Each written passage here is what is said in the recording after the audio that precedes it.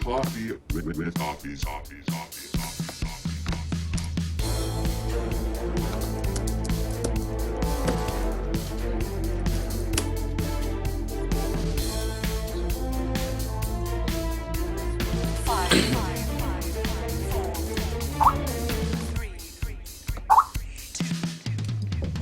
Let's do this!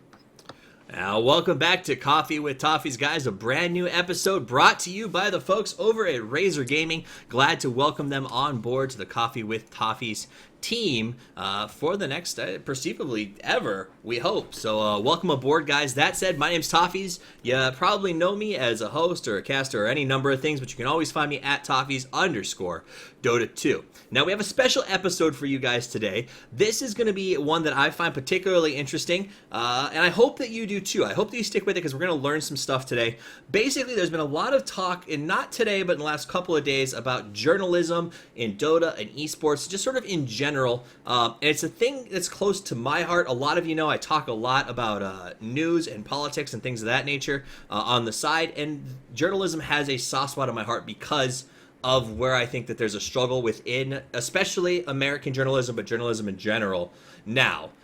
And so what I did is I asked three guys to come on the show today as panelists and talk to us a little bit about journalism and how it pertains especially to esports and Dota 2 specifically. So my guests today are, first we have Will Partin. Will Partin is a social media coordinator for Good Game Agency. He's also a freelance writer for both gaming and non-gaming publications, including 1337, Killscreen, and Indie Week. How are you doing tonight, Will? I'm doing great. How are you doing? I can't complain. I'm here doing a show, got to enjoy it. Number two, next guest up is we have Lawrence Phillips. Some of you might know him as MalyStryx. He is the Join Dota editor-in-chief. Lawrence has been part of esports world since the early days of Warcraft 3, Team Fortress 2 in 2004, and has worked for several companies including Razer, SK Gaming, and ESL over the years. How are you doing tonight, sir? Great. Awesome. And last but not least, we've got Skim, no stranger to the show, on here quite a lot. You guys probably know him as a former crew lead for Gozu Gamers who has gone freelance, doing a lot of his own stuff right now. I think some YouTube channel work coming up, some analysis. Should be some really great things. He's also working a lot with us here on the show because of his expertise in areas such as the Eastern scene, which we can all admit as fans of the show, I'm not the greatest at. So thank you to Skim for being here. How are you doing tonight? I'm doing good. I'm doing fine. Thanks for having me again. No problem. So I do want to start the show off with a confession for all of you who are fans. There's a couple of things that need to be confessed. First and foremost, you know me, hopefully, as somebody who's always prepared for these panels and these interviews. I will preface the show tonight with this. My son, Toffees Jr., had a really bad ear infection that spread to his eyes and his nose and is going into his throat. And long story short, I was at the hospital for a good portion of the afternoon today. He's fine. He's home. He's with the wife. But I'm a little less sharp than I normally like to be. So I'm going to have to count on these guys. Fortunately, they write and think for a living, so I'm excited to see them help me make this show great. Second confession is this. There's a lot of brouhaha going on in the scene right now. A lot of folks wanted me to talk about the sort of Vlad interview, doomsday scenario thing that came out, as well as some talk about the DDoS plague that struck Dota incredibly hard today. I will talk about those things, but not tonight. It's something that I'm going to put together some experts, try to find some organizers to give their opinions on this. So if you're listening and you're an organizer for a tournament, big or small, LAN or not, and you're interested in sort of talking or at least telling me a little bit about how this affects you, I'd love to hear it. Whether or not you come on the show, we'll still sort of express your opinion. So get in touch with me about that one. But I just want you to know we will talk about it. And the last thing to confess is I made a tweet today that was very bold, and I said I think that all tournament organizers, if they use crowdfunding, should release financial statements after a tournament for the sake of transparency and to sort of let us know where the money's going. I got a little bit of flack for that, most importantly because I've never released a Patreon spending statement. So I will release a Patreon spending statement this week. It's not going to be that impressive. I think of the $120 pledged last month, we collected 64. Everyone else defaulted on their debit card, so fix that, deadbeats. But I will release a where all the money went because they were right. That is something that I think you deserve as supporters of the show. So, that said, all that stuff, housekeeping out of the way, let's get into what this show is about, and that is journalism. So, let's start with the basics, guys. I want to talk about what is journalism. When I think of it, I think of a class I took in high school for like a semester, and I did some work for the newspaper, and then I went to college and saw a major called journalism, and it seems like an old word. It feels like it fits with that sort of Mad Men time. What is journalism, both traditionally and in a modern context? Anyone can take this. You guys jump right in there, unless you want me to call names. No, I'll throw something out to start. So journalism, I mean, it needs to be understood as both a method and a style of writing, because it refers both to the act of gathering information and, verifying it, but also to disseminating it and the styles of writing with which you disseminate it. We talk about a journalistic style, and that has ideas about sort of objectivity and, not reliability, but accountability. If you publish something that's incorrect, when you are doing something journalistic, you are in theory saying, I have gone through the process of finding this information and now I am disseminating it to you, and I can say with a reasonable degree of accuracy that what I'm saying is in fact correct. Okay. Would Lawrence and Skim, would you agree with that? Is there anything you'd like to add to sort of what it is? I think you have to remember there are different kinds. I think that's clear. You can't really have one kind. I mean, there was some problems recently. There's, that's not journalism, but there are different kinds. There's like the dramatic kind, there's the factual kind, statistics, there's different kinds. I think you have to understand there's a broad spectrum, not just one kind. So that's my 2 cents, I think. Okay, so from what I get from Will, you're saying journalism is sort of a promise to deliver the story the way that you know it is to happen, or the way that the sources give it to you. And Lawrence is saying that there's different types of journalism underneath that umbrella. Is this fair? Yeah, I don't think those are mutually exclusive, because there are lots of types of journalism. We can talk about things like tabloid journalism, but we can also talk about things like investigative reporting. Journalism is a huge term, and it can be, thought of in many valid ways. So I think it's really about kind of splicing it and trying to really narrow down what your topic is. Okay. So let me ask you this. This is something that I think has come up a lot, not only in Dota, but also in the general news world. It's something they're struggling with on a regular basis. And it's the idea that crowdsourced news is sort of the big thing right now, right? I mean, you go to Reddit, you can get pretty much any news story there before it even pops up on a major news outlet. That goes for Dota 2, that goes for any esport, and most especially that goes for our daily lives in a lot of ways. Is journalism a sort of fossil in this modern crowdsourcing system, or is it more important than ever? I think journalism, as it was defined in, say, 1920, is a fossil, but journalism is, always going to be in a process of being renewed. So it's up to, journalism is dependent upon its times, and therefore what is and isn't journalism is going to be socially dependent. Okay. It's I think also what changes how people consume the data. It doesn't. I mean, how the different methods you can. I read stuff on my phone. I didn't do that before, so it's also how you consume it. It's the same news. It's just presented in a different format. Reddit's got all different kinds of things. Ghost of Gamers joined us. They all pick what to show. So basically, it's how you display it. But I don't think it changes what you're seeing. Okay. In terms of the different kinds, you're just given a different selection, really. Now, I should ask this, and this is probably something we should have started off with, but now I'm curious and want to follow up on it. I want to take a second and go to each of you and just get a real quick, how did you get into, I don't want to say journalism necessarily, but writing? Do you have a journalist background, or was this something that sort of started as a hobby and grew from there? Because I think that's very relevant when we talk about esports coverage. So we'll start with Will and just work our way across the list.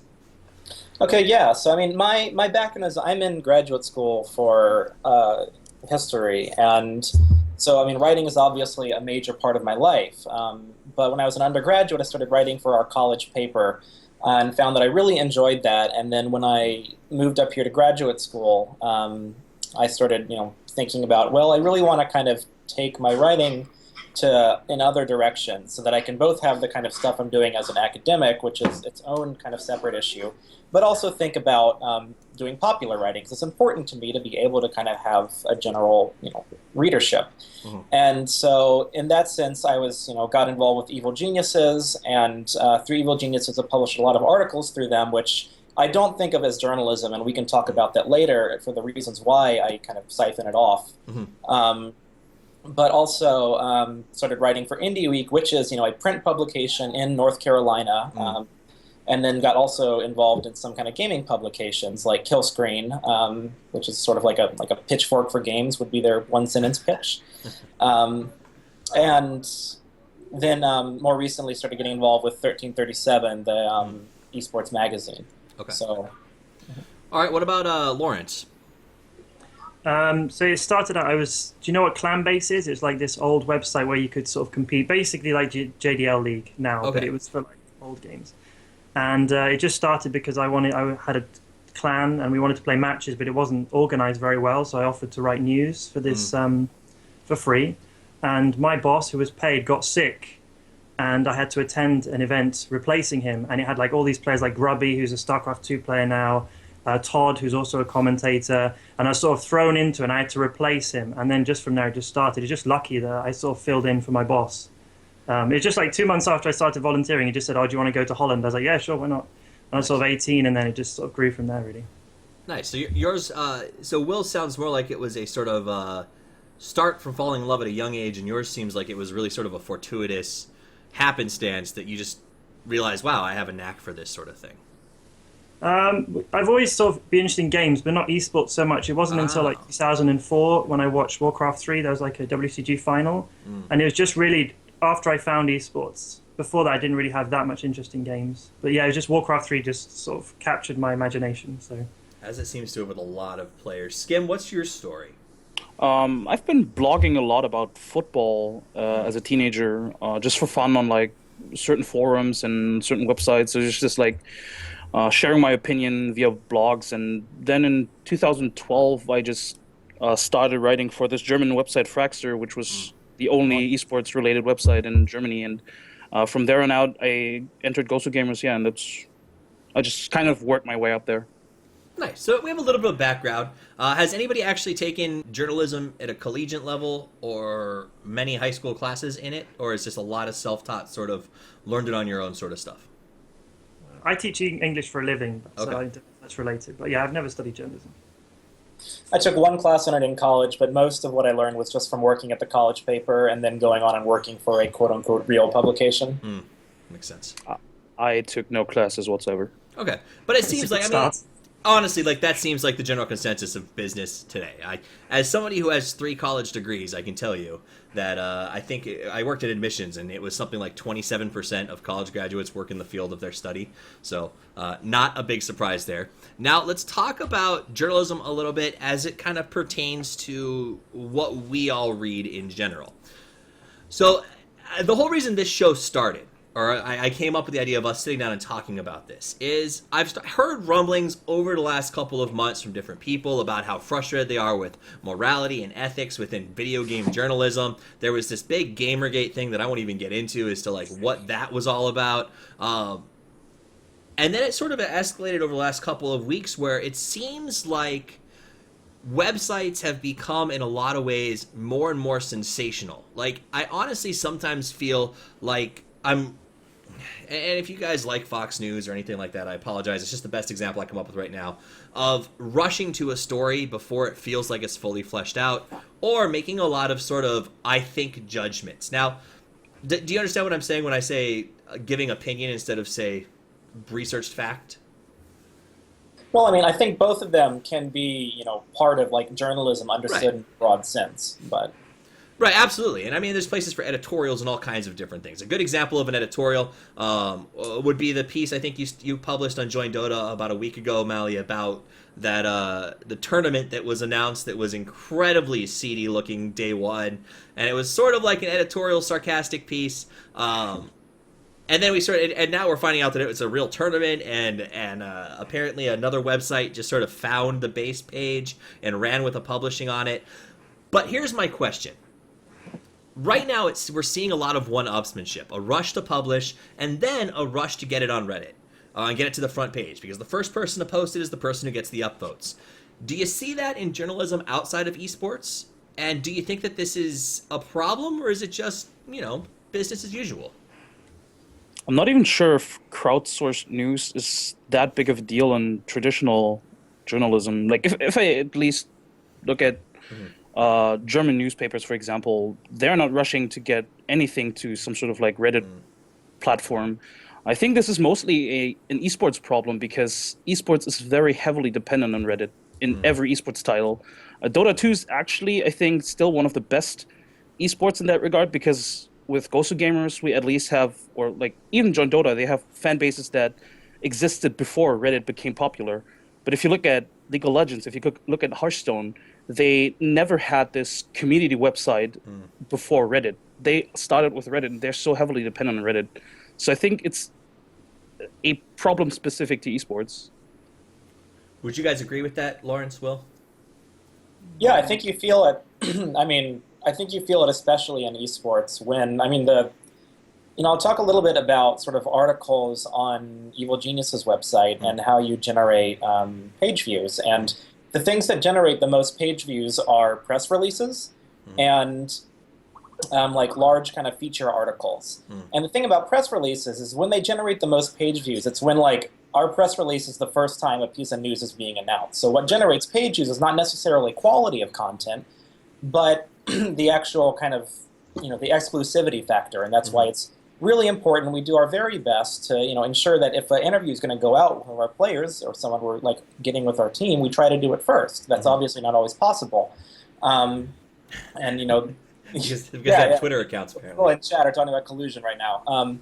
But what my point of that is that if it is really exclusivity and the first person to have that news that generates viewership, then automatically that's the kind of stuff that's going to be, broken first on Twitter or on people's, various social media profiles. And because a lot of esports fans don't necessarily need the contextualization that you get with a larger article, because you can go in and you can say, this person joined this team at this time, and here he is, he moved between these teams, now he's joining EG, he plays these roles, blah, blah, blah. A lot of the people who are reading, and following Dota people on Twitter already know that. So it's not actually, that necessary to have an article. Now, I do want to bring this up, and I've used the term crowdsourced news, and I think that there's two different ways to perceive it, right? There's the idea of like a Reddit where you want to get it in front of the crowd as quickly as you can, and we'll talk a little bit about what it's doing to journalism, the idea that we're paying per clicks now. But the other side of the thing is getting news from places like Reddit. It's not uncommon that I see a Reddit post because I tend to scan the news section. I don't know, call me a junkie, call me someone who can't quit it, but I love Reddit and I love reading the news and seeing what people are saying. And you'll see something come out which is like, hey, I was watching XYZ's stream and I heard him say something about this. And then all of a sudden, 3 or 4 reporters come in a bunch of different groups will start typing out, holy crap, I heard XYZ is joining this team. And all of a sudden, everyone's frantically running around to try and find information. Or you'll see news stories come out that will simply say, based on a tweet that I saw here, a post that I saw on Reddit, and something I heard someone talking about somewhere else, I believe that this is true.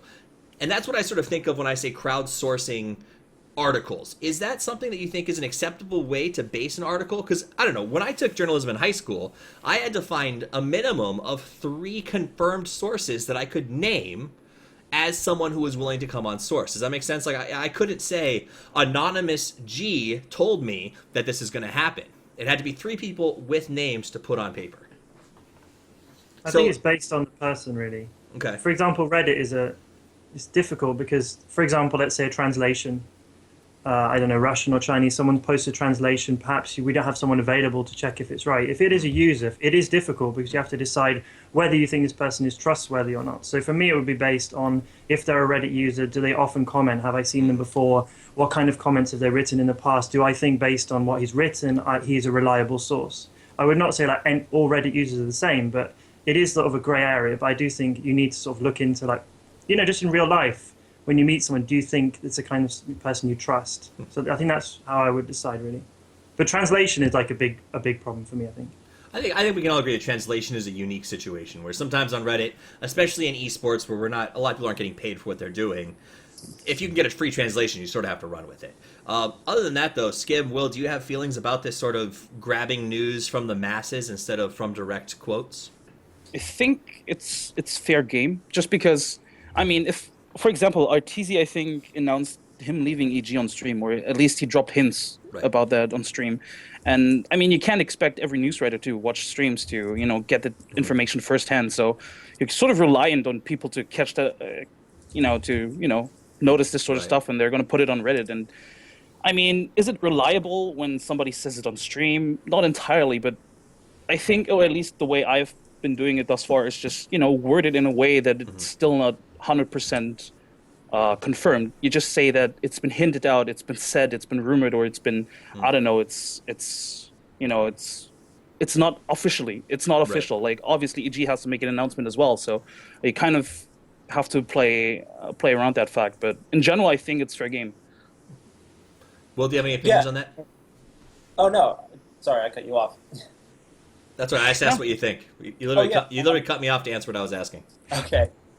Yeah, I mean, I think that's a really great point, and of course, you have to be able to evaluate your source, but also when you're writing the article, you know, don't take what they're saying as the gospel truth. Say this is a source, possibly anonymous one, and you know, I've evaluated. I think it's worth mentioning in this article, but it may in fact be that it's, you know, bullshit, which happens.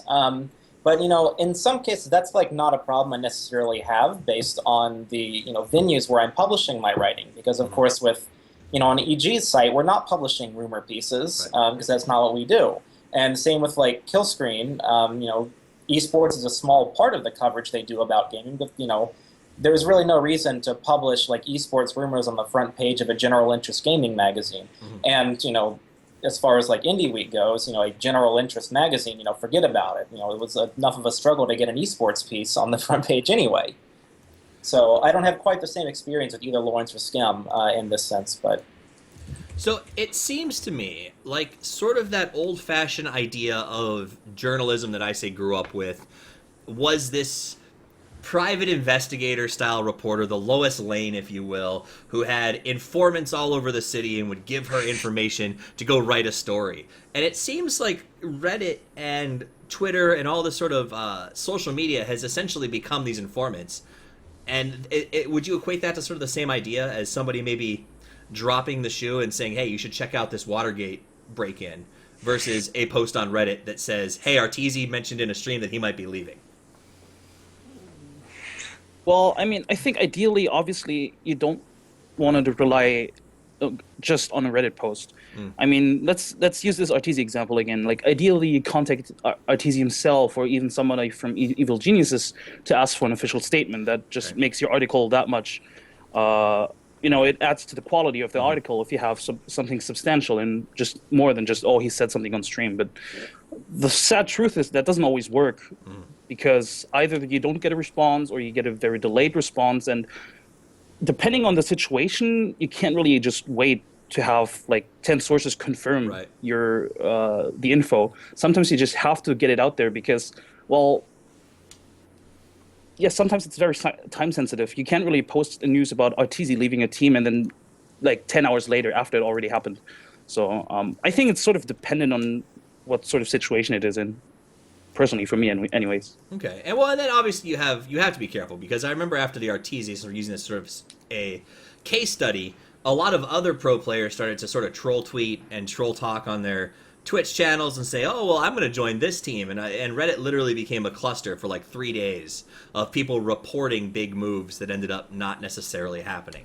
So that's interesting to me. So that said, we sort of covered what journalism is, I think, in a sense. And I want to talk a little more about where it's going, where esports journalism sits. We're going to talk a little bit about things like, is it detrimental that we're paying per click for these stories? And how do volunteers versus paid staff fit in to the world of esports journalism? But we're going to get to all of that in just a second. We do have to take a quick break for some words from our sponsors. So stick around. We'll be back right after this break. Razer Comms is a free all-in-one communication tool that allows you to stay in touch with friends both in and out of the game. With features such as friendless, groups, mobile SMS forwarding, and call notifications, Razer Comms is a communication solution for the dedicated gamer. Razer Comms' minimal in-game overlay has a panel that grabs all your messages and lets you see who is speaking in a voice call without interrupting your game. Now I'll always know who's breathing into the mic. It's always me. By pairing Razer Comms Mobile with your PC, your friends can call you, no matter where you are. All right, welcome back. Short, simple, and sweet. Some words from our sponsors, and that's how we pay the bills. So glad to have everybody back, and we're going to keep moving forward here. Remember, if you do want to get involved with the show, if you want to ask questions, if you want to add to it, or even if you want to call in, you can get on Razer Comms, and you can send a friend request to me, Toffees, and I will make sure that you get a chance to sort of speak your mind or be heard. Why can I do that? I can do that because Razer Comms is literally Skype, but with IP masking, so you don't have to worry about finding IP addresses off of that. So anyone who sends me a friend request, I will accept it, and you can chat to me directly on Razer Comms. So let's get back into talking about journalism, and I want to start off right away with what I sort of mentioned at the back end, which was how do journalists, or not necessarily journalists, but how do writers and websites in terms of esports get paid? Like, how does the Join Dota website or the Gozu Gamers website make money? Is it based entirely on how many people look at articles? Not entirely. I mean, obviously it's different for Join Dota than it is for Ghost Gamers, and I mean, I can't really, tell you everything, but yeah, I mean, it's definitely a big part, just ad impressions, but also obviously, it kind of like you also have coverage partnerships. For example, if we go to a LAN event or something, we want to make sure that maybe someone pays for our trip and maybe even pays for the whole coverage itself. So you acquire, I don't know, you partner up with Alienware. We had Alienware partnerships for several LAN events. We had Rocket for TIA3, I think. So there's multiple ways, but I think, yeah, ad impressions is definitely a huge part of it. Okay. So would you guys agree that that's a large portion of sort of what are advertisers looking for, I guess, when they look at your website and say, hey, here's a news website or a place that reports popular esports stories. I want to pay them to be mentioned on their site. Are they looking for content or are they looking for view counts? Well, I mean, obviously, to some degree, they're looking for both. And, I'm speaking specifically about, like, writing for Evil Genius's website here. There are, one of the things about it being EG's website is there are things you can't say. You can't talk shit about your sponsors. You can't really talk shit about the players. You can, question maybe a decision they made in game, but there's a limit to what you can actually say that's negative about them. But, the things they want to see are page views. I mean, they want to see that you're, generating kind of buzz about the website.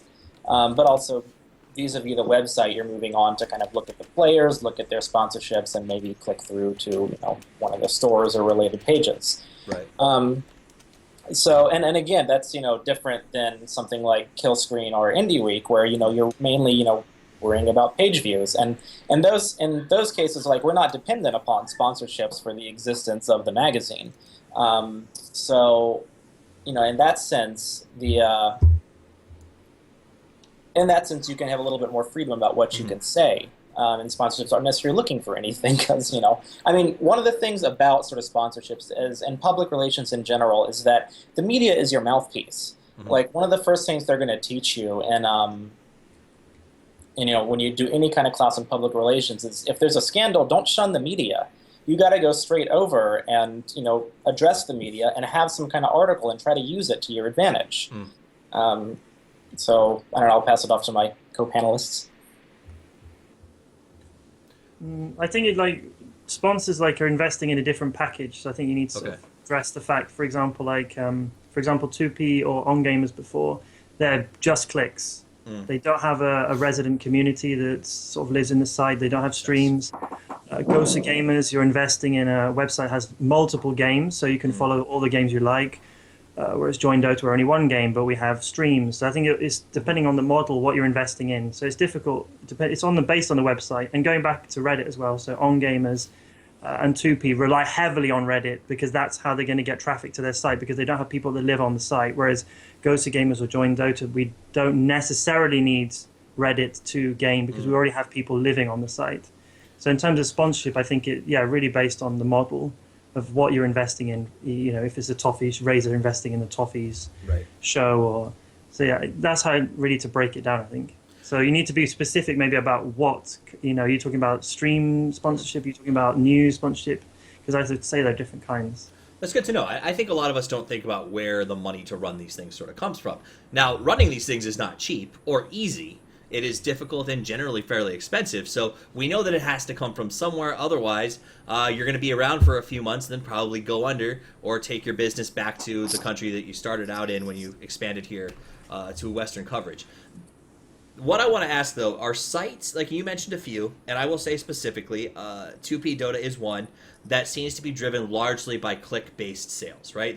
They want articles to get a lot of views, and I know that they even pay their writers in a lot of times by how well an article does. Do you think this sort of system drives coverage of our journalism into a tough spot? Because, like you said earlier, we're racing to market. You're trying to get it out first because whoever publishes first is going to get the most clicks, is going to get the most views, is actually probably going to be sourced in other articles. Is that good or bad? I think it depends on. Sorry, I think it depends on how. Yeah, I think it depends on how it's run because I mean, we talked about it earlier that CGU tournament or something in America. I mean, they rushed that article, and that was definitely some. I'm not going to call it clickbait because that was unfortunate, though. I think for them, they honestly. I mean, when I saw it, the first thing was this is suspicious. It just felt wrong. But for 2P, they obviously need clicks, and that was like, whoa, we've got the scoop. It's going to blow people away. So for them, obviously, it backfired. And it happened once before with them with Tinker, I think it was. Yeah, they said that Tinker were going to lose their sponsor, and like last minute, the guy changed his mind, and they couldn't change the name because of the 100 TB. So I think they were just unlucky. But yeah, but maybe like with more experience, they would have thought, okay, this is a bit suspicious because it did look really odd. You know, donate now, quickly give us money. Right. It's never happened really. Well, and I mean, and that article aside, we can all agree that this tournament, and if you guys, I think it's still up there. If you didn't get a chance to read the original article, I think it's still on the 2P site, or the link that Mally put up on Join Dota is still around too. That is, it was funny, and you're right, it looked shady. I read it and I was like, I can't believe people are actually talking about this. I mean, it felt like a spam email that I get from people trying to get money from us. So that aside, though, I have read articles, and it's not just 2P. There are other sites out there, and have been in the past, where at the bottom, it'll be this really great article, and I'll be like, holy crap, this team is changing their roster, and it'll say source, and it'll list like 2 Twitters. Is that a legitimate way to publish, or is that something that is just driven by the fact that we're paying people per click? I think you're just comparing it too much to sort of real-world journalism. I think there's a huge difference between a news writer and a journalist are 2 completely different things, especially in sports, because people are starting as news writers. They're given information, they rephrase it. It's very different to someone like Richard Lewis, if you know. He writes other sort of games.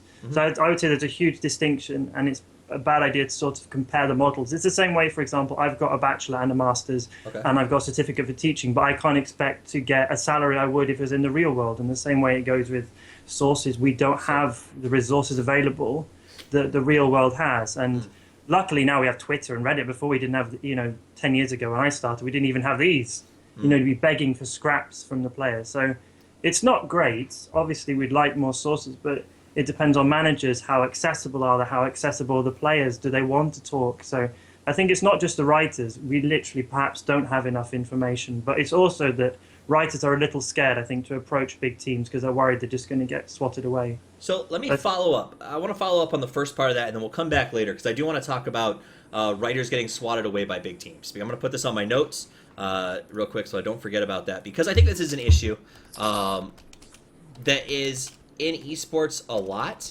that doesn't show up in as much traditional sports, but we'll get to that.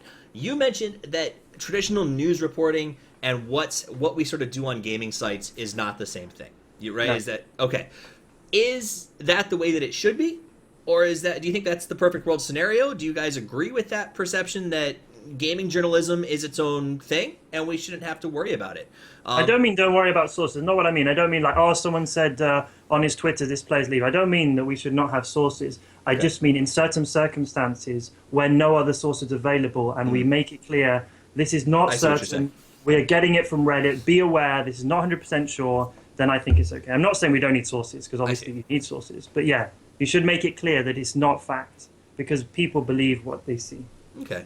Do you guys, and this is open to anybody on the panel, do you think that in light of the fact that gaming reporting, that the sort of internet reporting that we do, especially around esports, doesn't have the same sort of onus, I think, that the New York Times reporter is going to suffer from, Does that lighten the burden on ethics and journalism for esports? Is there even a discussion about ethics of journalism and esports, or is it something that's sort of a non-factor? I think it. I mean, in a sense, part of journalism. One of the main parts of it is that it's accountability. If you fuck up, if you have a source that's supposed to be anonymous, and you write in your article who that source is, or you publish something that's blatantly wrong, you are going to be hung out to dry. You're probably going to be fired from your organization. At minimum, you're probably going to be cut down. But of course, what's going to happen in esports if you go on to one of the Daily Dot, and you write an article that has very blatant falsehoods in it? You're probably going to get flamed on Twitter a little bit, and maybe you're going to get a talking to by your editor, but then that's probably going to be about it. At minimum, there have been times when I've published articles on EG's site, and I've gone back and reworded things slightly because people were flaming me. Not necessarily because they were completely, I published something that was totally wrong, but because I needed to probably think it through more. So for, a good example of that would be, I think somebody published a statement once that said something like, "For every Arteezy, there's an MSS." Yeah. Who's that guy? Who was that? Who wrote that article? That was me. Oh! And Is there a hashtag related to that? I'm gonna plead the fifth there. But that's an example of having to go back and do some reworks and being careful. But well, actually, no. That's not actually I went back and worked on an article, and I didn't actually change that part. And if you go to EG's site, the article is still live, and the original, article with the original phrasing is there. What I did go back and change is in my first version, I was talking about how the drafts at D2L, EG had some drafts that were kind of questionable, and the games didn't work out so well. I originally phrased it maybe a little more intensely than I wanted to, and I didn't want to offend PPD. Because I know his drafts is something he takes a lot of pride in, and so I went back and changed that. And of course, that's not something you can do on something like Indie Week or Killstream or any kind of Daily Dot or Gosu Gamers. You're going to have to issue a real apology. But of course, we're working with a different set of kind of requirements of what you can and can't do with your writing when you're publishing for EG, because it's a different kind of platform. Okay.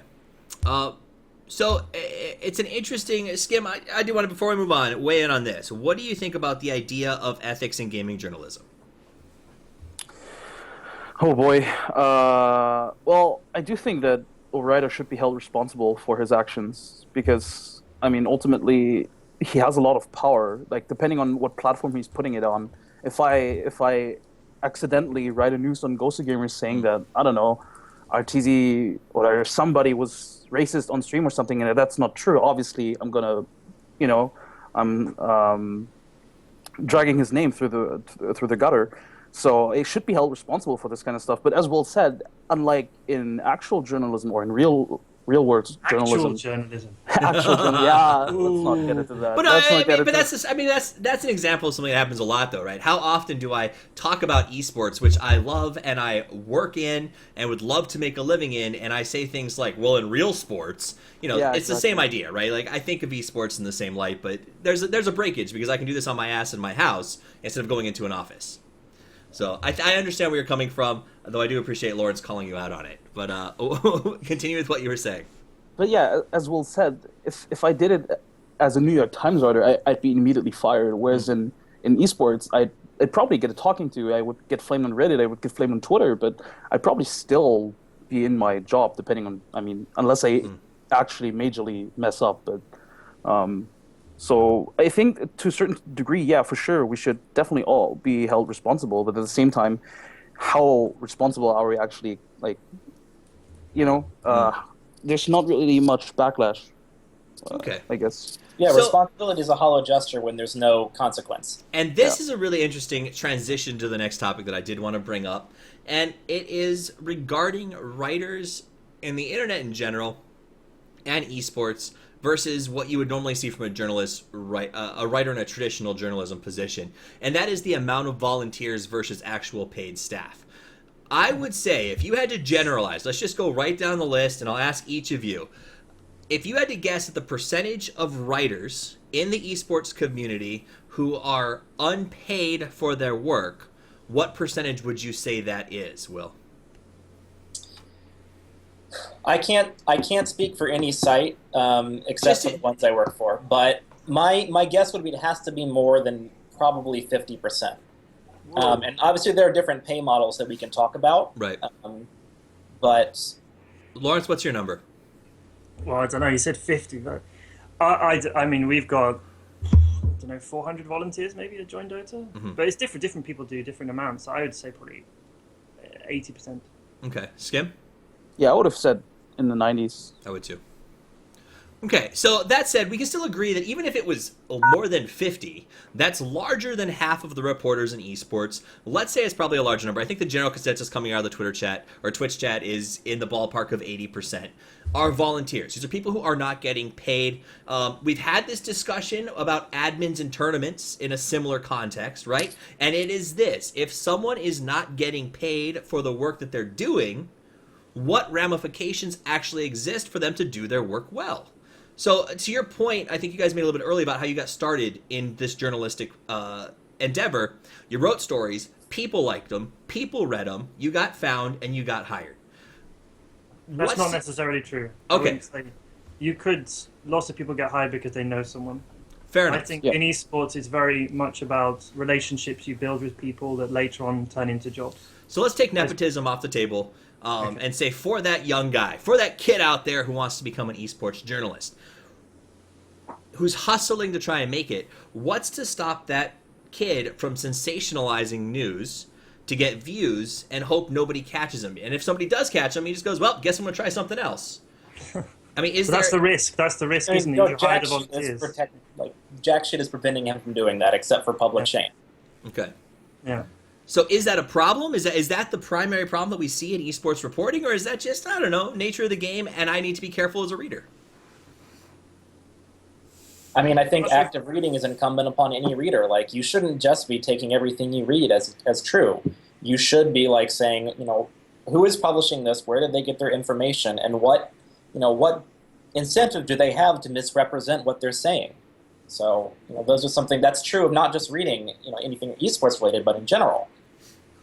I don't think you can get away with this sort of reporting in this day and age. Like, if you go to any Reddit thread, if you go to any comment section of videos or articles, you'll see people calling out the writers for the tiniest mistake, be it grammatical or factual. So if somebody does want to make some sensational work, I think he'll have hundreds of people looking over his shoulder, making sure that he at least gets his facts straight. Like, there's definitely going to be people that are going to call him out if it's not his own peers. Interesting. So, but that sort of almost puts the onus of police work on the consumer instead of the creator of the content.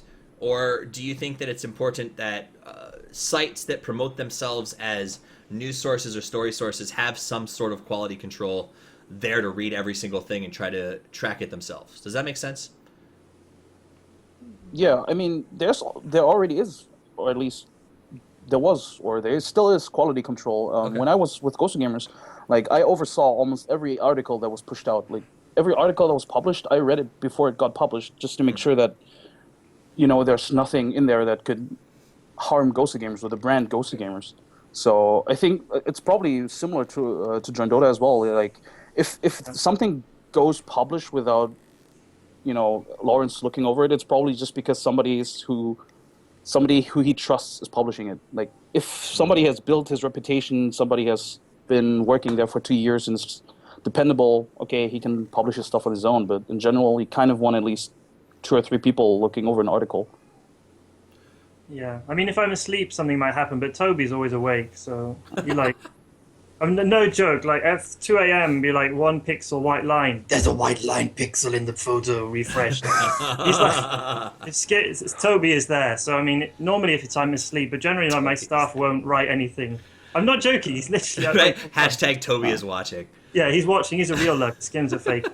He is like a real lurker, and he'll spot anything. And I think generally volunteers won't do stuff like that. I mean, it's highly unlikely. And if they do, maybe it's up for 30 minutes, an hour, then they're kicked out. It's not worth the risk, to be honest. They could just do Reddit and just make up make up a thread. And they certainly could, and they get a ton of upvotes for making that up, yeah. too. Interesting. So the other side of the volunteer question, I think, begs to be asked. and it is. I can't say do you get quality work out of, because the argument we have with admins is, do you get good admins if they're just sort of there as volunteers for the fun of hanging out in a room with pro players? You guys have said there's controls in place that read articles and things of that nature. Is there a moral issue or a moral question to running a for-profit website based on the labor on the backs of volunteers? Do you think that that's an issue? Well, so you have two separate questions there. The first is the second was the moral issue, and the first was whether or not you get quality content from people who aren't paid. And something that's totally true is that, money creates a contract, and you actually have accountability, because if you fuck up, you're not going to get paid. With volunteers, it's obviously, a little more muddled. But, I don't think we should automatically, set up this situation where paid equals more quality. Because people who are in volunteers can create totally, fantastic content. And last summer, I wrote a series of articles for Liquid Dota. I did 2 of their TI4 previews, one for EG and one for Fnatic, and I thought those were really quality articles. I did them for free because I wanted to actually write it. So, to clarify, I don't think that you get bad quality with volunteers. I think, in fact, you probably get better quality in some cases because you have people who are trying to get to a point where they can get paid for it. And, in Lawrence's example, they have 400 volunteer staff at Join Dota. I'm sure not all of them write regularly, and the ones No, that's not editorial. No, that's just like the whole, streams, the whole staff. Admins, my staff is like 30 maybe. Okay, so of your 30, there's probably some that write more often and less often. And I would assume that as quality rises to the top on most websites, the writers who are the best tend to publish more and more stories. Is that a generalization that I can say is true, or is that not so much? You get a lot of crappy writers who keep publishing. I think crappy writers that get feedback from other writers. Really, gotcha. That wouldn't happen, and generally sometimes people want to be a writer, but then after 2 news they realize they fulfilled the fantasy. They've got something published and they lose interest. So. People don't want to finally get on a website with thousands of views and then write something shitty. That makes sense. It's not in their interest, really. Unless they're really blind and then they actually think they're really good. And then it's difficult to explain to them that what they want to write is not what people want to read, which is quite a hard thing to explain to people. So there's inherent quality controls within the system to make sure that their volunteers are writing good stuff. That said, I do want to focus on the moral question. Do you think, what is the benefit of volunteering, and do you think that if a volunteer brings in, let's say, 30,000 views on an article that entices sponsors or advertisers to be involved with the website, is it moral that they don't get any payback for that?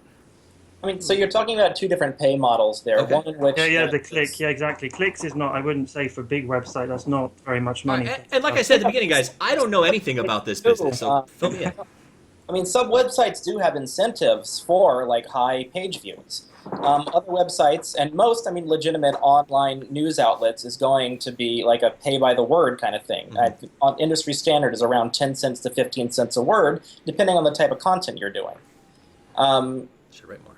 But, sorry, I totally zoned out what the point before that was. But yes. This is why you do writing. You can go back and read the sentence beforehand. So explain to me this. You brought up different pay models and volunteers versus paid staff. What are the sort of paid models that you see? And I think, what do volunteers gain from this experience? Because that's my real question. I'm a big believer in the idea that, if you do good work that brings someone business, you should get paid for it. I can't pay much, but I try to pay my designers for the show, $10-20 when I can. Why is it okay that large for-profit websites or groups don't do that? And do you think that's something that they should be trying to accomplish? But they can do it because the market allows it. Okay. I don't think it's okay. Last November I flew to Berlin to have meetings with Join Dota because I was saying that we need to reward our volunteers more, and we need to put some system in place where people who work hard can have potential to become a staff or get paid or get something, hardware, whatever. There should be something in place so that people are not working 1 year and in the end getting nothing, kicked out, replaced. People are not just, you can't replace people. Their time invested should get something. And we put some system in place. We put T-shirts to be sent out to different staff who did a lot of work. Okay. We started to organize internal staff cups. So there is things you can do. And yes, they write something, but I've joined a sports club, and I enjoy doing it. Sometimes it's just a hobby, and just being with other people or joining a group is enough to make people worth it. Why does it always need to be about money? That's a fair point. Absolutely. I've made the same experience. For many volunteers, it's not actually work. If anything, it's a hobby. It's just being able to sit together with other people, talk about the scene, and something's come up. Yeah, let me quickly read about it. And like I know we had like Skype groups and stuff like that, and we used to just chat about stuff. Some people would share internal information they had about, I don't know, like a team they had connections to, and this sort of stuff. Like they just enjoy having this sort of like insight as well. So for most, it's not actually work, and for those that is work, well, those actually quit usually at some point. Those that perceive it as work quit because they realize that it's not worth doing it. But most successful volunteers, I want to say, they just stick around because they like it. Yeah. Okay. I know, and that's good to know. It's not like a sweatshop. We've not got like a join Dota, go to game and sweatshop going on here. It's just really people with nothing going on. They can leave whenever they want. We didn't get them to sign in blood. No people have been kidnapped. No one's been brought. There's nothing going on. If they want to stay, they can. Like, for example, last week we had in-house with all our new staff, volunteers. We had Toby each had a team, Cap had the other team, and we had like an in-house. Sometimes just being with other people and sharing an interest is like enough. But yes, I agree. If you invest a lot of time, I would say 6 months more, there should be something in place to get some kind of reward. Perhaps not monetary, because there might not be money, but it could be hardware, a trip to an event, a press pass, something like that. So yes, there should be something in place. Okay. Well, on the point of kind of like non-financial compensation, I mean, there are lots of kinds of compensation, and money is always nice, but people also do it because it's people do it because it's personally fulfilling. But also a lot of times you can get with EG, for example, some sponsors allow you to do requests and other ones don't, So other times I've gotten press passes to go to events. So there are those kind of like non-financial things that you can do. So there are benefits, and what you're saying is a lot of the volunteers, and that makes sense. They look at it as an experience and an opportunity to sort of be part of something bigger. Yeah, I played sports for free when I had knees, and I understand completely what you're saying about that. So that makes sense. Moving past the morality. I just want to give credit to one of your Twitch chat, Winfrog. He said, "No money and forced to play with Toby. How awful." Winfrog, you gotta be careful because Toby's watching right now. I get somewhere, somehow, while he sleeps. He knows you just said that, and you're on the list. That said, though, to move past that and get past ethics, I do want to ask about this bit here. You guys are writers currently. You've written for some big sites in a lot of different capacities. Do you find, and we can say this because I think that you are names that are probably big enough or associated with big enough brands that you can get through that initial door, right? A brand new writer at Join Dota, I'm sure, can't necessarily just reach out to Black and say, "Hey, I want to have an interview about the transition to Team Tinker." But you guys They could do if they have the right approach. They have the right approach. But normally, for example, if they're like just a university student or they haven't got too much experience, if you're talking about people like mature writers, I think generally they don't have a problem with this. Right. They don't see the barriers. Chances are lower that they're going to get it as a newbie. Now, you guys have more recognized names. Do you find that it is still difficult to lock in pro players or organizations for interviews about especially things that have recently happened? Or is it a lot easier for you since you're more well-known? I honestly, I don't think of myself as especially well-known. But, I think it really varies from player to player. My best experience doing interviews ever was with Mason. And, a lot of people talk shit about Mason. Mm-hmm. But, he was an awesome person to interview. And he, talked about what kind of questions he was going to ask and gave me feedback on them as we kind of talked about them. And he answered them. And then we get through several kind of degrees of kind of editing. And other ones, they'll just ignore you completely, or they'll give you, 2-word answers. So, it really, I think, is player to player. I don't think name recognition is going to get you a lot of traction with the players. I think you need to go right through the right avenues because if it's a large team, for example, they might have a manager and you need to go through the manager. If you, for some reason, try to skip the manager, go to the player, the manager's not going to like that. The player knows you need to go through my manager. So you need to go find the right avenue. So sometimes people try to go to the CEO. Hey, I want to interview a player. He works the way down. You're aiming for the top. Mm-hmm. Sometimes if you just ask the player, he's going to say no. But if you ask someone who's responsible for him, he can force him to do it. That's when I worked for Razer. That's what happened. For example, when you're working for a sponsor, it's very different than working for a news site. Right. it's in the player's interest to keep you happy as a sponsor. But if you're a news article, he's not contractually obliged to answer your questions. But I think you should respect the organization and follow the right system, and then you could get better results.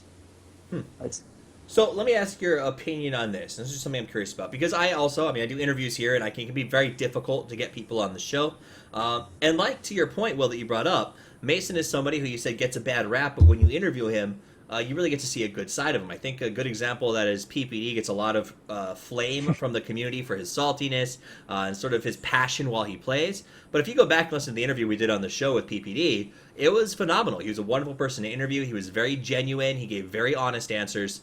And I think that a lot of times it benefits players to sort of go out there and get the extra exposure that an interview brings. Do you think that it's in the best interest, and this is just an opinion, of organizations to start putting requirements on players and organizers to do interviews? I mean, if you go to the NFL or the NBA or the EPL or, I know a lot of you guys are not from the States, so let's say English Premier League. I know you're a Bayern Munich fan over there, Skim. The players are required to do interviews and press conferences during events as well as in their own time when not on the pitch. Is that something that we should see in Dota? Will that help our growth? Or is that something that's, I don't know, it's an esport. Why does it matter? I think it's difficult because I do know that it depends on from player to player and from team to team, because some teams I think just don't really feel the need, or some players at least don't really feel the need to put their brand out there to, market themselves because they're already such big names. But, I mean, whenever I go to a LAN event, I do see, like, team managers putting pressure on players already, like pushing them to do interviews. And I think that's good. And I think it certainly helps because if they don't do it, I often see teams and players, or players generally, refusing interviews because, I'm not in the mood for it. I don't want to do it. And I don't know. I look at other esports and players, or as you mentioned, like in real sports, and they do it automatically because it's part of the job, right? Do you guys, Lawrence, Will, do you have any opinions about this? I think the relevant. Or go ahead. The player's mood does affect. That's obvious. Like if sometimes maybe if they're in a bad mood, they're not going to give a good interview anyway. So. They just lost a game. Sometimes I've been at tournaments, WCG, SWC, whatever it is. You agree to the interview. They have a terrible game. They're not in the mood, and I think you have to respect that. Maybe it's not the best time for them, And the same thing we said about PPD. I think when you like players, you need to like the person, not just the good side. That's the character. Like lots of famous stars, like in football, Eric Cantona. People have other sides. You need to understand that they are a person. And at the same time, they're going to have times when they're not in a good mood. And even as an interviewer, it's a good idea. If they're not in the right mood, you say no, and next time they'll remember that you cared about them. Yes, I agree with Skim. They should be perhaps contractually obliged, but for them, I think it would be more for sponsors than news sites. For example, like Navi recently have not been doing very well, but they're doing lots of stuff like eating cheese or moldy sweets or whatever. So they do. Sometimes they need to sort of when the team is not doing so well, then they do more. So interviews, but I would make it sponsor interviews. News sites not necessarily important for a big team.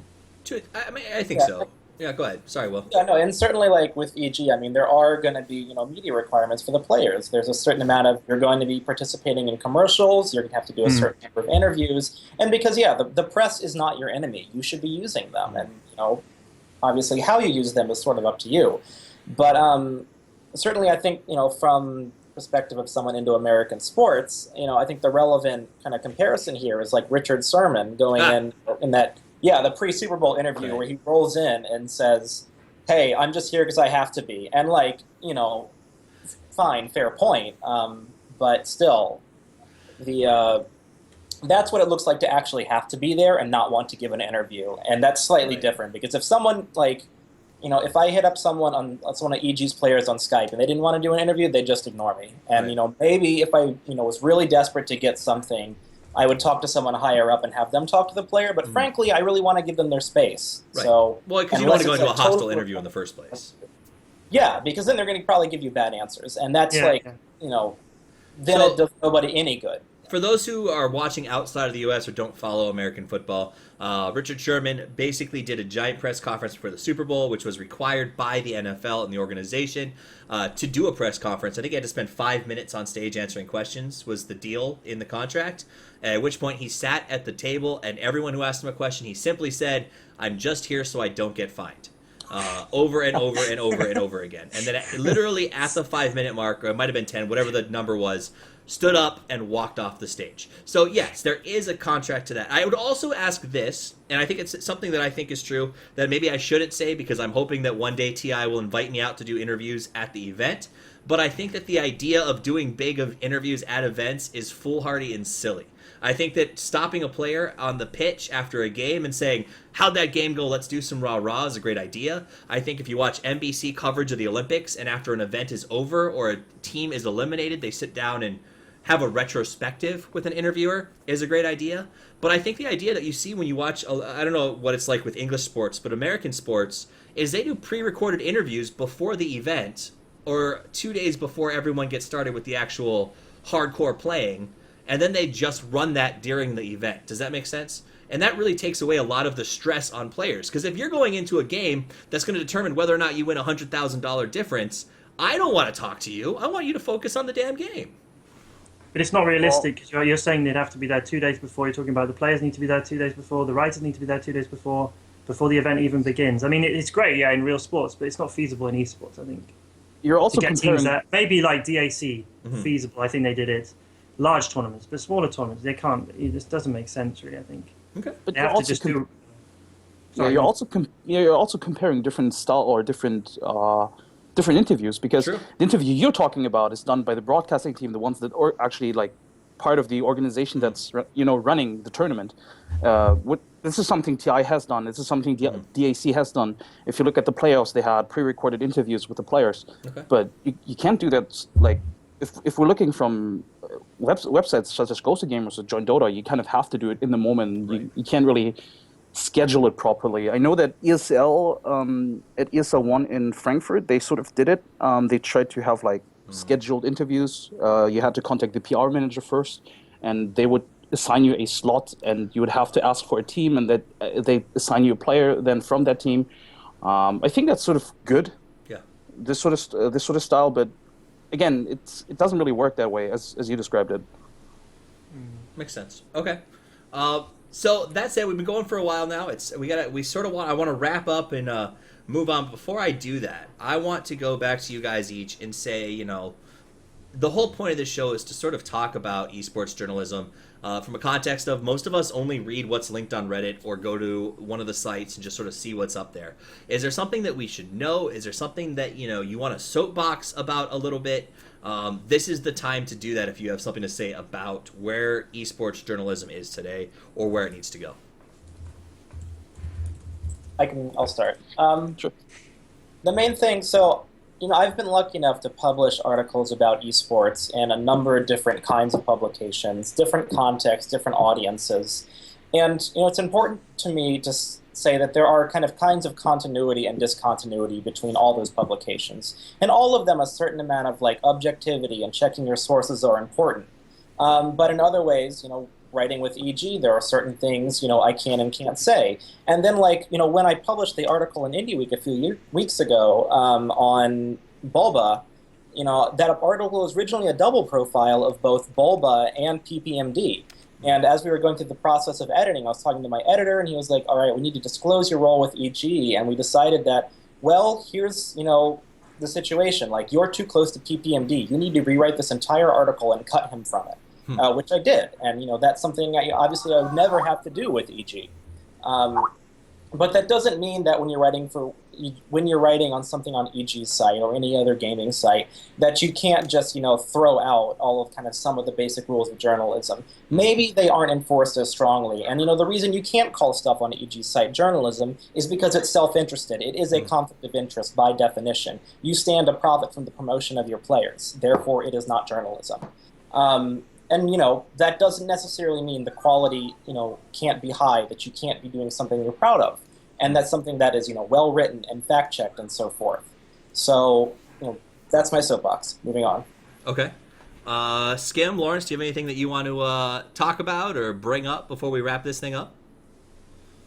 I think Lawrence may want to respond to something in chat. I don't know. What is it? What is? They're talking about. A lot of folks are asking about the Arise Eternal Envy. Oh yeah, that was just the Arise news was that there was a tweet apparently. I don't know if it was deleted later on, but he said that Arise was kicked before the incident. So there's actually like an amendment in my news, so it's not really a big deal. But I thought, where's Greg? So I thought he did come in the end. So I knew he'd come at some point, but he saved it till the end. But yeah, it's not really a big deal. But the only thing, like, apart that news, I thought was perhaps a teaser text I included, like Cyborg Matt said, we did it Reddit. I think that's the only thing I would have perhaps not included. But the rest of it, I don't have any issues.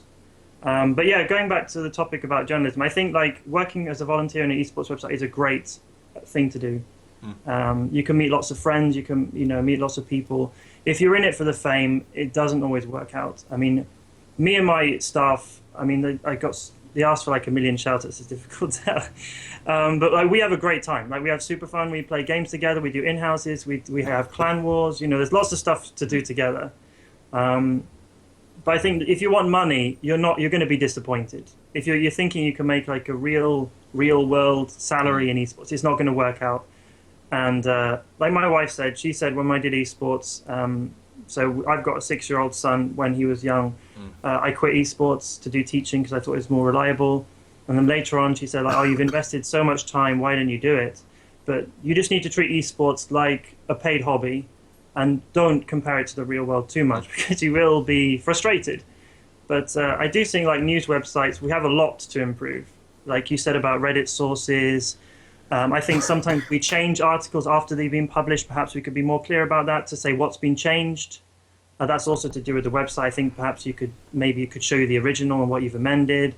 Making things drama. I generally wait like 12 hours if there's some exciting news to see if anything else appears. For example, let's say someone said Arteezy said on his stream that he's leaving his team. You wait sort of 10, 12 hours to see how it develops. Does the team respond? Does RT tweet? What's going on? But there's obviously lots of things to improve. I'm not generally, like, if I write news on Join Dota, we're not trying to lie. If there is some fact missing, it would be perhaps because we've missed it. If people provide it, we then update it. But there's no case where I'm deliberately trying to lie just to get clicks. Okay. That's, like, never happened. Okay. I mean, the 500k fake tournament article is the only thing I can think of. But that was just like, that was quite strange for me to write. But generally, we're not trying to lie to people. I want our stuff to be factually accurate. I want to make sure that we're sure it's happening. If it's not, we're happy to fix it. But yeah, we're not in it for clicks because really, Join Dota doesn't need clicks to run. We don't. That's not our main source of income at all. News is a small, even though it's what you see, it's a very small part of the profits of the company. So I think people need to know that when they visit Join Dota. Interesting. That is good to know. Skim, do you have anything you wanna bring up before we close out? Yeah. In general, I think we have, like, as Lawrence said, like, writing in esports is a lot of fun. At least in Dota, I think you meet a lot of great people. And if anybody is thinking about it, I think they should just either contact Lawrence or Ghosty Gamers. They should just jump at it. In general, I'm a bit sad that I think we don't have as we don't have people such as Richard Lewis or Thorin in our scene, because I think they enrich their respective scenes with their perspectives and their thought-provoking stuff. And I'm hoping that we can get to a place in our scene where we can have people like that, that just bring a bit more quality to the journalism in Dota 2. Yeah, that'd be nice. Interesting. Do you think it's just because nobody's qualified to do that at this point, or nobody's got the time? Because, I mean, it's got to be incredibly time-consuming to take that role. It's not only time-consuming, it's also very difficult to do so, because they're committing a lot of time. They have built their reputation over several years, and to fill that role, it's really difficult. I actually had my high hopes that Lawrence would sometime eventually do something like it, but slacker. I've got a kid, what can I say? But yeah, it's. I think it's very difficult, but maybe in the next 2-3 years, I don't know. If we're still around. I think one thing that does affect, like, the fact we don't have Thorin is that in the old days there were lots of tournaments that had multiple games. Yeah. And like when I was writing before, I wrote about FIFA, Counter-Strike 1.6, World of Warcraft. Trackmania. I've written about, but now it's always very much one game, one event, and that sort of changed. We don't have WCG, WCA, the Chinese company, recently announced. We don't have like multiple games, so editors don't really need to know more than one game. Whereas in the past they did. For someone to send you to an event, you needed to know the basics. So there was a potential for people to sort of mix, and that's a pity, really. Because I think Thorin is really great, and sort of Richard Lewis as well. So hopefully in the future, maybe. If we have some more events that have multiple games, I think it might work out. Awesome. So there is a place to go from here. The question is, how long will it take us to get there? And will the scene, as Vlad says, be gone by that point? So, guys, that's about all the time we have for the back and forth discussion. I appreciate you being on the show. To those of you who are listening, I really appreciate you guys being here tonight. Before we do my sign out, any shout outs, or I don't say call outs. I mean, if you want to call someone out, that's fine. I guess this is a journalism rival website type of game. Or if you just want to make one strong, bold statement, now's the time to do it. We'll start with Will and work our way across. Oh man, shout outs to kind of all my friends at Good Game, and especially Lucas Bigham, the editor-in-chief at Good Game, who got me into this industry. And I don't know, writing about esports is incredibly rewarding. I've had an amazing time. And shout outs to Grant because he's awesome, and shout outs to Nahaz Dota. Nice. Lawrence? I had to check what soapbox meant before, so I know what call out is now. Who am I going to thank? I guess my volunteers then, my volunteer staff, I guess I want to thank. Proxy, Woodshrew, Pedro, Mr. Kool-Aid, Relek, Dimitrios, Lumi, Raiko, so many staff. So I just want to thank all my volunteers that contribute to our website, I guess. No call-outs.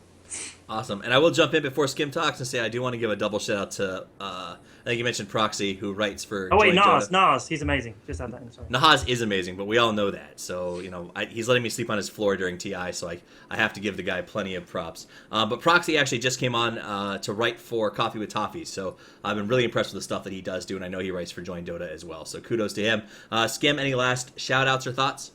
Yeah, shout out to all my former colleagues at Ghost of Gamers. Shout out to Lawrence for being a good friend. Shout out to Sanzu for helping me out with a lot of stuff. And I guess since the two of you, or the three of you, did it, shout out to Nahaz. There we go. So what we walk away from this is that Nahaz has the most universal respect out of everybody. So that's pretty great. Shout out to Greg. What is hip? Because even though he creates so much shit, he's an interesting character. He motivates conversation. I follow him even though he writes shit. He's interesting. Because he just says whatever he likes, and I respect that, even though he says crazy stuff. Well, so, every scene needs that, and I will argue to a certain extent, Dota has a significant lack of catalyzers. Is that a word? Balls, lack of balls. Yeah, people. I mean, if you watch any other scene, not just esports, but any sport, even the news scene. Let's talk about some of the news shows that are on TV. You got bulls who motivate conversation. And Dota doesn't have a lot of that. We got Gerg, and to a certain extent, we got Charlie. But he just motivates things. He says no comment constantly and then smirks after he says it. But I think that that's something that is an interesting part of esports. So we will give you a kudos. Don't let it go to your head, and don't post selfies because of this. That's it, no guys. more selfies. Oh, working Ricky Gervais. No more selfies. We really appreciate you guys being here. I've had a great time. I enjoyed the show immensely. If you guys like the show, you go to patreon.com/Toffees and support it. A big shout out to our new sponsor, Razer, as well as we've got another new sponsor coming on board April 1st. You'll hear more about them down the line. And if you are listening, if you are with an organization or you're interested in getting the word out there or just wishing someone a happy birthday, you can sponsor Coffee with Toffees as well. I'm holding 2 more spots for sponsors, and then we're cutting it off. So that said, guys, I appreciate you being on the show. I appreciate you listening and tuning in. Have a wonderful evening, and as always, Toffees out. Thank you very much for having me. It's nice talking to you guys. Good fun. All right, and we are cut. So that should put us in good shape, guys. Everything we're still technically going on the recording because I have to let it run for a while so I can edit stuff out.